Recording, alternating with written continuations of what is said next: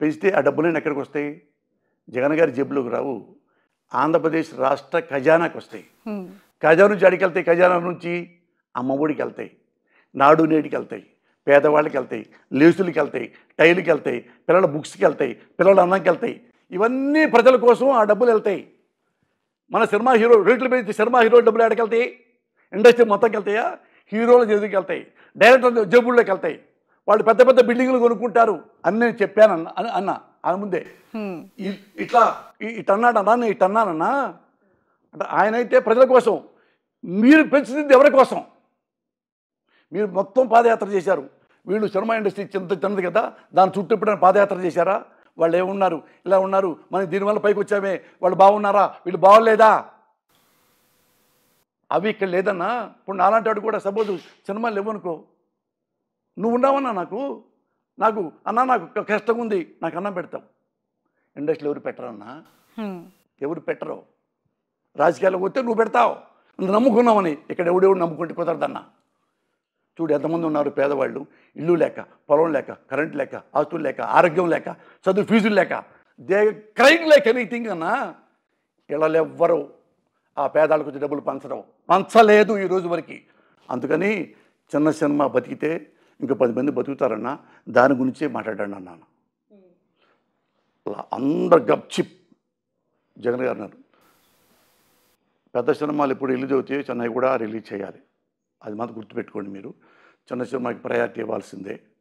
పెద్ద సినిమా వస్తే పెద్ద సినిమాలు ఒకటే కాకుండా వీళ్ళకి కూడా ఉంటే బాగుంటుంది. ఇది ఆలోచించుకొని రండి, మళ్ళీ చెప్తా వెళ్ళిపోయి. ఓకే, ఎవడు ఏ బుద్ధి లేనోడు నేను మాట్లాడలేదండి, నేనే ఎక్కువ మాట్లాడాను. సో ఇప్పుడు ఎలక్షన్స్ రాబోతూ ఉన్నాయి.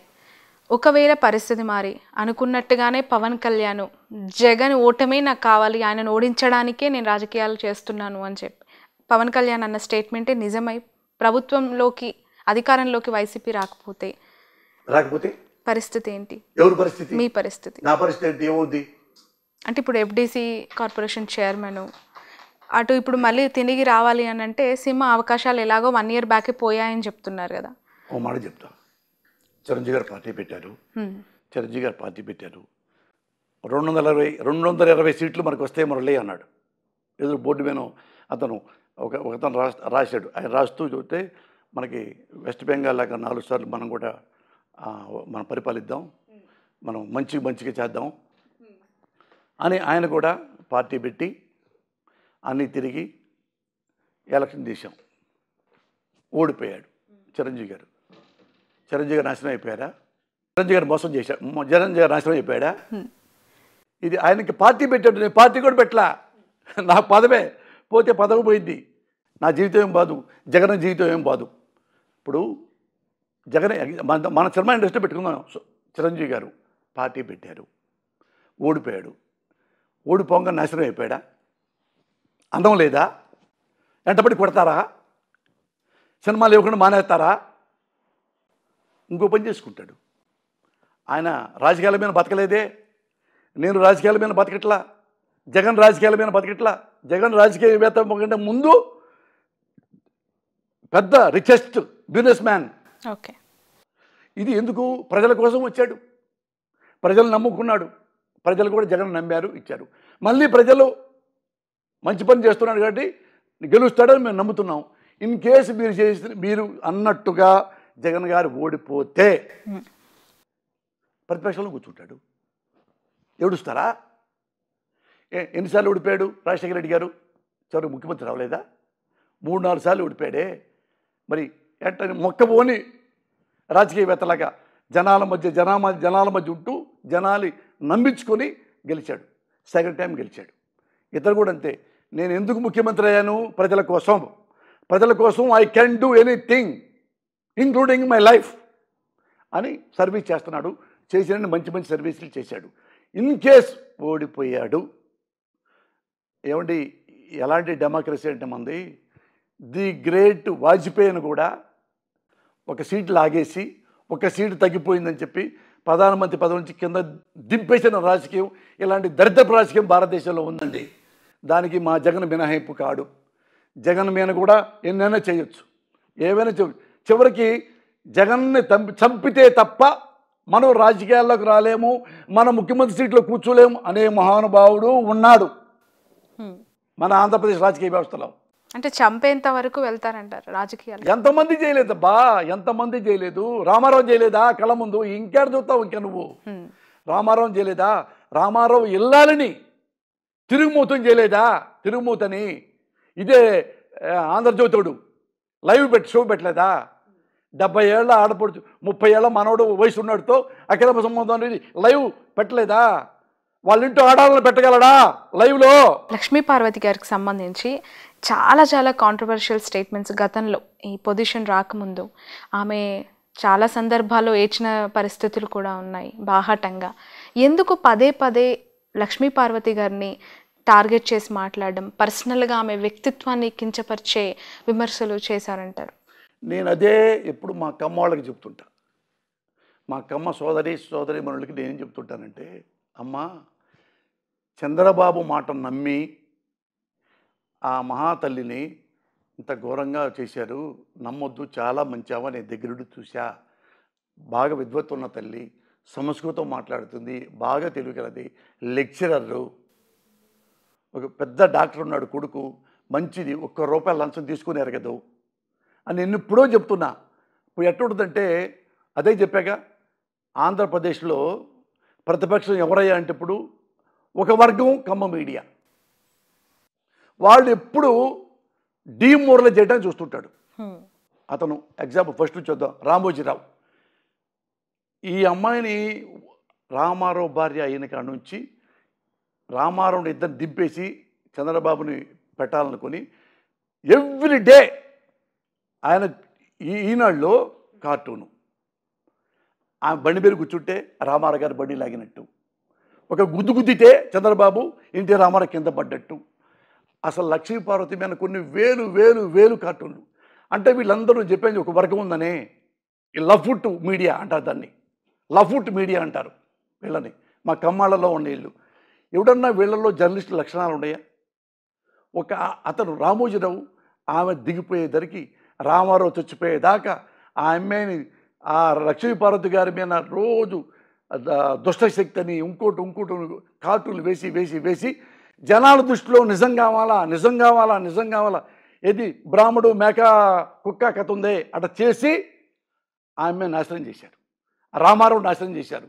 ఆ ఇద్దరు నాశనం చేస్తే తప్ప మనోడు నాకు కాలు కింద చెప్పులాగా ఉండేవాడు చంద్రబాబు నాయుడు ముఖ్యమంత్రి కాడు, అది కూడా రాంగ్ రూట్లో గెలుగుతాడు తప్ప మన ఎలక్షన్లో గెలవడు అని తోసేసి అందరిని కొనేసేసి అతను ముఖ్యమంత్రిని చేశారు. రామారావుని కుళ్ళి తెరిపాడు ఆయన ఆగారా? రామారావు విలువలు లేవంట అతను స్టేట్మెంట్ ఇచ్చాడు. అతనికి ఇష్టం లేదు, ఎన్టీ రామారావు నా మాట విండా అని. ఇక్కడ రెండోవాడు ఇంకోటి, వీడొక రామోజీరావు ఒక బ్రోకరు, ఈడొక బ్రోకరు. ఎవడన్నా రామారావు గారి ఇల్లాలండి, రామారావు గారి ఇళ్ళని కాంగ్రెస్ టీడీపీ కార్యకర్త తీసుకొచ్చి నన్ను ట్రై చేస్తుంది, నన్ను లవ్ యూ అంటుంది అని చెబితే 30 ఏళ్ళు ఆడు, ఈమె 70 ఏళ్ళు రామారావు ఇల్లాలే, కనీసం ముందు ఆమెకు ఫోన్ చేద్దాం, ఫోన్ చేసి మేడం ఇలా అంటున్నారు ఏంటి అంటే నేను కూడా వస్తాను బాబు లైవ్కి అనేదిగా. అప్పుడు ఎదురు కూర్చోబెట్టచ్చుగా, వాడు ఉండేవాడు అసలు ఎదురుగా, జంప్ వెళ్ళిపోయాడు కదా, ఫోన్లో కూడా రాడు కదా, మరి ఆమెకు ఎందుకు చెప్పాల అంటే ఇది మోటివేషన్ అన్నమాట. ఎందుకంటే చంద్రబాబుకి లక్ష్మీపార్వతి అనేది చచ్చిపోవాలి, ఉండకూడదు, ఇక్కడ మన కళ్ళ ముందు కనపడకూడదు, అది అంత పగ. మళ్ళీ అక్కడ ఎక్కడ చూద్దో రామారావు ఇల్లాలుగా ఏమో వచ్చదేమో, మళ్ళీ ఇది మన వెస్ట్ బెంగాల్ ముఖ్యమంత్రి లాగా ఎన్ని దెబ్బలు తిన్నా కానీ మళ్ళీ ఎట్ట ముఖ్యమంత్రి అయింది అట్ట వచ్చుదేమో, చంపండి దీన్ని, చంపండి, శీలహననం చేయండి అనగానే వాడు రాధాకృష్ణ అనేవాడు వాడిని పెట్టి ఏమో ఇంక లక్ష్మీపార్వతి ఏముంది, ఇంకది ఏముంది, వాళ్ళు సిన్సియర్గా అవునండి నా వెంటబడిందండి. ఏమన్నా ఎథిక్స్ ఎవడకన్నా? అరే మన ఇంట్లో కూడా ఆడపిల్లలు ఉన్నారే, మన ఇంట్లో కూడా భార్య ఉంది, మన ఇంట్లో కూతురు ఉన్నాడు, మన ఇంట్లో కోడలు ఉంది, ఇదే మన కోడల్ని, ఇదే రాధాకృష్ణ కోడల్ని, ఇదే రాధాకృష్ణ కూతుర్ని ఎవడో ఇలాగే అన్నాడు అనుకో, నువ్వు లైవ్ పెడతావా? నీ గుండె గతుక్కు మందు అయ్యో నా కోడల పతివ్రత కదా, అయ్యో నా కూతురు పతివ్రత కదా, ఏ రామారావు గారు ఎందుకు అనుకోవాలి, అయ్యో రామారావు ఇల్లాలు పతివ్రత కదా, వాడెవడు దొంగ నా కొడుకు ఇలా అంటాడా, వాడు రాస్కెల్ అని అనొద్దు, అనరు. ఎందుకంటే అక్కడ డైరెక్షన్ ఎవరు? చంద్రబాబు నాయుడు. ఇంకోడు ఉన్నాడు TV5 బిఆర్ నాయుడు, ఆ దగ్గర పనిచేసేవాడు ఉంటాడు సాంబశివరావు అనేవాడు, ఒక లవ్వుడ్ నా కొడుకు. ఈ లక్ష్మీపార్వతి గారు కూడా వాడి వంతు పాత్ర లైవ్ పెట్టి లైవ్లో ఆమె శిలాహరణం చేసి అందరి దృష్టిలో, ఆంధ్రప్రదేశ్ దృష్టిలో తిరుగుమోతాడు, అయ్యో తిరుగుమోతంటగా. ఇదే లక్ష్మీపార్వతికి, ఇదే రామారావుకి ఎన్నిసార్లు కాళ్ళకి దండం పెట్టాడో చంద్రబాబు నాయుడు గడపై. అమ్మా ఇట్ట రామారావు గారు ఇప్పుడు ఆమె ఒకటే లెక్క పెట్టుకుంటే, రామారావు గారు ముఖ్యమంత్రి అయిన తర్వాత ఆమె నిజంగా స్వార్థపూర్వాలు అయితే కనీసం 5,000 10,000 కోట్లు సంపాదించుకోవచ్చు. ఆమెకి ఒక 10 కోట్లు ఉన్నాయని చెప్పండి, కనీసం ఒక 5 కోట్లు చెప్పండి పోనీ, ఆమె సంపాదించుకుందేమో. మీరు ఒకటే చెప్తా, అతను 2 ఎకరాల ఆసాం కదా అన్నమ్మకి పుట్టి అయిన చంద్రబాబు నాయుడు, ఇప్పుడు హెరిటేజ్ ఎట్టు వచ్చిందో ఇన్ని వేల కోట్లు, కనీసం ఆయనకి 1,00,000 కోట్ల దాకా ప్రాపర్టీ ఉంటుంది. మీరు చంద్రబాబుని లక్ష్మీపతిని పక్కన పెట్టి ఇద్దరికి నార్కో అనాలిసిస్ టెస్ట్ చేయించండి. ఈమె పాతిపత్యం గురించి, నీ అవినీతి గురించి నీ దమ్ముందా మీకు? ఈ ముగ్గురు కూడా ఉండండి, రామోజీరావు, రాధాకృష్ణ, బిఆర్ నాయుడు, ఈ ముగ్గురిని కూడా ముగ్గురు ఈ చంద్రబాబు నాయుడు లక్ష్మీపార్వతి మధ్యలో పెడదాం. 5కి నార్కో టెస్ట్ చేపిద్దాం. మీ నలుగురు ఉత్తములు, మీ మగవాళ్ళు ఉత్తములు అంటే నేను మీ 4 కాళ్ళు పాలాభిషేకం చేసి అన్నీ మానేసి ఇక్కడి నుంచి బయలుదేరి వేరే రాష్ట్రం వెళ్ళిపోతాను. Sun, celebrating 20 years of excellence in education. Come join us.